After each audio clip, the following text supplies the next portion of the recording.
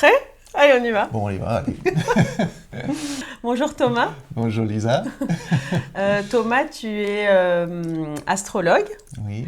morphopsychologue et tu es également thérapeute et tu utilises des techniques assez particulières dont tu vas nous parler. Oui, oui, tout à fait. Donc, oui, pour la thérapie, donc, j'utilise essentiellement des techniques dérivées du chamanisme, donc des voyages chamaniques, où on va s'adresser donc, à l'inconscient. Ça ressemble en partie un petit peu à certaines techniques de l'hypnose, où en fait on part dans une légère transe, pour avoir un accès plus facile aux informations qui sont cachées dans l'inconscient.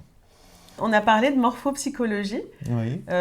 C'est un mot qui m'intrigue. Est-ce que tu peux nous en dire un peu plus, s'il te plaît? Alors, oui, la morphopsychologie, donc le terme vient du grec, morpho qui est la forme, psychologie, donc la science de l'âme, et donc elle consiste donc d'approcher l'être humain à travers la forme, en particulier la forme de son visage. Donc on va lire sur le visage. Et alors ça fait des fois un peu peur aux personnes, hein, donc c'est pour ça que moi je le dis en fait rarement que je fais de la morphopsychologie. Je n'ai pas besoin de le dire. Si quelqu'un vient en consultation, par exemple astrologique, je ne dis pas que c'est pas la peine, je vois la personne. Oui. C'est ce qui m'a amené la morphopsychologie, c'est que l'astrologie, souvent, on est beaucoup au niveau du potentiel. Et on ne sait pas toujours 100% comment la personne l'incarne. Et donc le visage, l'analyse du visage va nous aider à voir mais comment la personne en fait, incarne ce thème-là, comment elle le vit, comment concrètement elle va l'exprimer. C'est pour ça que la morphopsychologie est une aide assez précieuse. Comme ça, il y a un vrai lien avec la personne déjà qui est établie. Et en plus, il y a donc, alors bien sûr c'est une méthode qui va un peu plus loin, mais il y a depuis longtemps d'ailleurs, c'est la typologie planétaire qu'on utilise en morphopsychologie, qui s'appelait avant d'ailleurs pas morphopsychologie, ça s'appelait la physiognonomie, terme encore un peu plus barbare. Mais donc on a la typologie planétaire, c'est-à-dire il y a comme une sorte de signature dans le visage qui nous parle donc des planètes, donc planètes dont par exemple Vénus, Mars, Mercure, etc. Et donc là aussi, on peut faire le lien avec le thème natal, c'est-à-dire quelle est cette planète qui, la plupart du temps, on va trouver effectivement comme dominante aussi dans le thème natal. C'était voilà, Vénus, ok, ça ne me donne pas que ce soit Vénus, puisque dans le thème aussi, cette Vénus, elle joue un rôle important, par exemple. C'est intimement lié. C'est intimement lié. Et donc là, il y a, c'est toute cette, voilà, tout est en tout est toujours, il n'y a rien de séparé, les approches sont très différentes, le vocabulaire va être différent, tout ce qu'on apprend, bien sûr, quand on apprend la morphopsychologie, c'était pas du tout le même vocabulaire qu'on a quand on apprend l'astrologie, ça n'a rien à voir. Oui. Mais tout complémentaire. voilà, c'est complémentaire, ça se regroupe, et finalement, on a donc un autre outil qui voilà. Donc moi, je ne fais pas de consultation en morphopsychologie. Oui. J'en fais pas. Je trouve que c'est autant profiter de faire une consultation en astrologie, donc gratuitement avec. Et intégrer la morphopsychologie. Intégrer. Par contre, je l'enseigne, donc voilà, je donne des cours dans une école de naturopathie. Ah oui. Voilà, donc ça fait combien? Ça fait depuis 30 ans quasiment que je l'enseigne.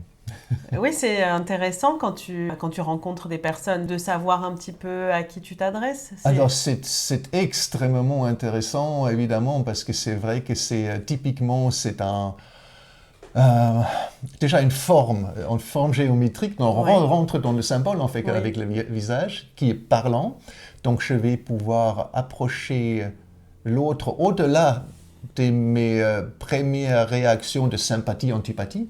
On a tous, hein, je veux dire, on rencontre des personnes, des préjugés. On a des préjugés, de sympathie, antipathie qui sont des fois basés sur rien de très pertinent. Hein. Et d'ailleurs, des fois, il y a des personnes qui nous trouvent très antipathiques, qui, une fois qu'on les connaît, deviennent peut-être de meilleurs amis. C'est ça, c'est vrai.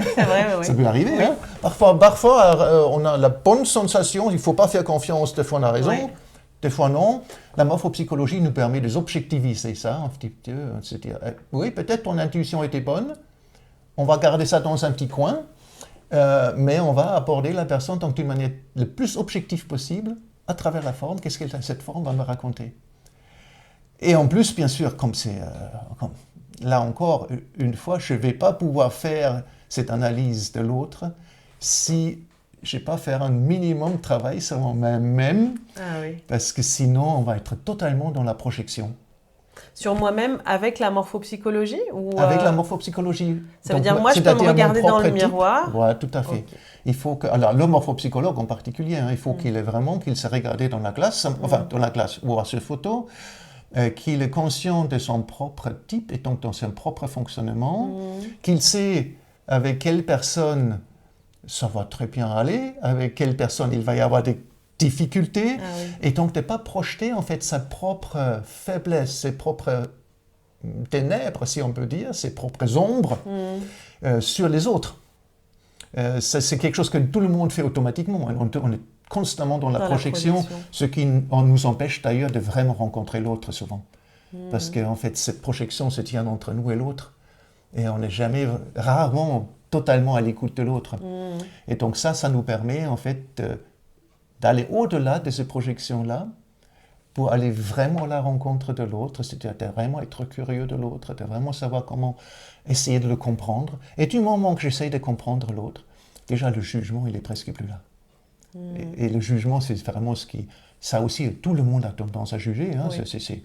Je crois c'est instinctif, c'est humain, c'est pas... Voilà, on a tous ces tendances-là, mais elles nous empêchent souvent vraiment de voir vraiment l'autre tel qu'il est. Et donc, de juste changer ce petit truc, tiens, je veux comprendre l'autre, et ça change tout. Et la morphopsychologie est un outil fantastique pour ça aussi. Et là, je n'ai pas besoin, même pas de monter un thème astral, d'analyser une écriture, de tirer un oracle, etc. Donc, je suis en contact, hein, tout simplement. Si ça fait des années que je le fais, je ne réfléchis même plus, c'est même plus une analyse quasiment que je fais. Ça devient quelque chose de normal. C'est une grille de lecture, en fait, pour se connaître soi et connaître les autres sans jugement. Sans jugement. Et les personnes qui se forment auprès de toi, ce sont des professionnels ou Alors, ça peut être oui, je le fais essentiellement dans une école de naturopathie où c'est en partie donc un moyen aussi de diagnostic entre guillemets, parce qu'en fonction de nos différents types, on peut avoir des prédispositions à certaines pathologies. Et puis ensuite, bien sûr, c'est dans la relation avec le client où je peux donc adapter aussi mon traitement au tempérament de la personne en sachant que, je sais pas moi, par exemple, que certaines personnes sont très consciencieux, très patients, par exemple, donc on peut leur donner un traitement un peu compliqué dans le temps aussi. Et puis le même traitement, certains d'autres, au bout d'une semaine, il est à la poubelle. Il ne fonctionnera pas. Et puis la poubelle, ils sont... Oui, c'est pour t'ajuster vraiment et personnaliser ce que tu proposes. C'est super intéressant. Et comment ça se fait que sur notre visage, il y a des choses qui sont inscrites ? C'est très intéressant parce que c'est vrai qu'on pourrait se dire que c'est tout à fait aléatoire. On sait aujourd'hui qu'une grande partie, c'est l'hérédité. Bien sûr, il y a des gènes de papa, de maman, voire des ancêtres qui se promènent et donc dont on est le résultat physique. Donc, ce qui est vrai, en tout cas en partie, et c'est pas à mettre en tout ça, mais en plus, il y a quand même aussi, on va dire, l'environnement dans lequel on a grandi, l'environnement sociale, culturelle, éducative, nourricière, climatique. Ça façonne notre visage. Et ça façonne aussi notre visage. Et la manière dont nous-mêmes, on va aborder les difficultés de la vie, ça aussi va nous façonner. Et c'est ça, on pourrait appeler ça le libre arbitre, plus ou moins. Les événements, je n'ai souvent pas beaucoup d'influence sur les événements qui vont m'arriver. Mais toute ma liberté, c'est comment je vais réagir à cet événement.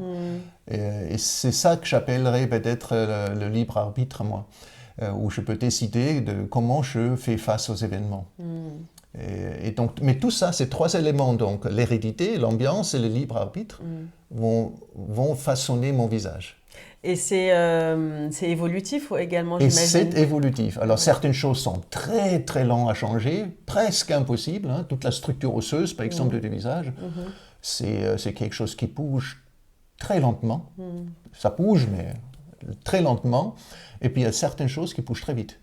Donc là, d'ailleurs, au niveau émotion, on le voit des fois. Hein, le jour, on est en pleine forme, gai, plein de joie, et puis le lendemain, on a un coup de déprime. On n'a pas la même tête. On n'a pas la même tête, hein, donc ça va très très vite. Ouais. Et bien plus on a des journées, par exemple, de bonne humeur et de joie, plus il y a certaines choses qui s'inscrivent d'une manière plus permanente dans le visage aussi. Et plus on a tendance à être négatif, dans la critique, dans le jugement, dans la dépression. Et ça pareil, va s'inscrire petit aussi. À petit, hein, oui. Bien sûr. C'est pas quelque chose de durable tout de suite. Mais si on s'abandonne trop à des tendances pas très saines, on va dire, petit à petit, ça se verra. Et si on s'adonne à des pratiques plus joyeuses, ça se verra aussi. Ça se verra aussi. Voilà. Donc on a une petite capacité de se sculpter, je dirais. Voilà, on peut sculpter son visage, comme on peut sculpter son corps, hein. On peut aller à la salle. C'est ça. Bon, là, c'est autre muscle. C'est autre chose. C'est des muscles plus spirituels, on va dire.